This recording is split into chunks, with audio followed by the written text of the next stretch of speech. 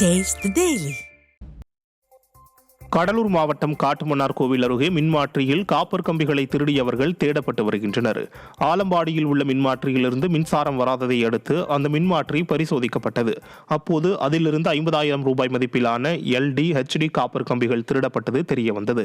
இதுகுறித்த புகாரில் திருட்டு நபர்கள் தேடப்பட்டு வருவதை அறிந்த பொதுமக்கள் விடிய அரசின் ஏவல் துறையின் மேல் பயமில்லாமல் போனதாலேயே இத்தகைய திருட்டு சம்பவங்கள் தொடர்கதையாவதாக குற்றம் சாட்டினர்.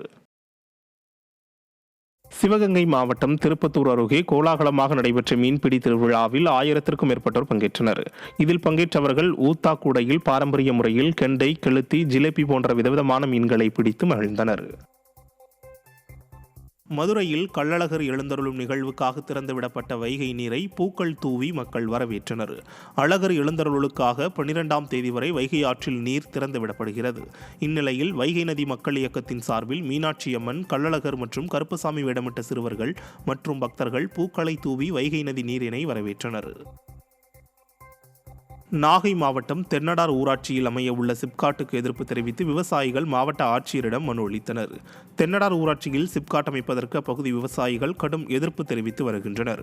இந்த நிலையில் தங்கள் விளைநிலங்கள் பாதுகாக்கப்பட வேண்டும் என வலியுறுத்திய விவசாயிகள் சிப்காட்டுக்கு எதிராக மாவட்ட ஆட்சியரிடம் மனு அளித்தனர். விடியா மாடல் ஆட்சியில் விவசாயம் அழிக்கப்படுவதாக மக்கள் வேதனை தெரிவித்துள்ளனர். திண்டுக்கல் தோட்டநூத்து இலங்கை அகதிகள் முகாமில் அடிப்படை வசதிகள் முறையாக இல்லை என ஆணையரிடம் மக்கள் புகார் அளித்தனர். இம்முகாமில் இலங்கை தமிழர்கள் மறுவாழ்வு ஆணையர் வள்ளலார் ஆய்வு மேற்கொண்டார். அப்போது அவரிடம் தங்களுக்கு வழங்கப்படும் அரிசி உள்ளிட்ட பொருட்கள் தரமானதாக இல்லை எனவும் சாலை மற்றும் கழிவுநீர் வசதிகள் முறையானதாக ஏற்படுத்தி தரப்படவில்லை எனவும் முகாமில் உள்ள மக்கள் புகார் தெரிவித்தனர். மாற்றாந்தாய் மனப்பான்மையுடன் இலங்கை தமிழர்களை விடிய அரசு அணுகுவதாக விமர்சனம் எழுந்துள்ளது. வேலூர் மாவட்டம் குடியாத்தம் அருகே 3 நாட்களுக்கு மேலாக மின்சாரம் வழங்கப்படாததால் பொதுமக்கள் கடும் அவதியடைந்துள்ளனர். கொண்டசமுத்திரம் குறிஞ்சிநகர் பகுதியில் வீசிய சூறைக்காற்று காரணமாக மின்கம்பங்கள் சேதமடைந்து மின் விநியோகம் துண்டிக்கப்பட்டது.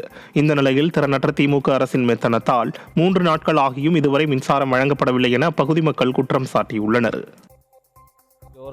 மழை வந்து இங்கே ஃபோலெல்லாம் சாஞ்சிச்சுங்க.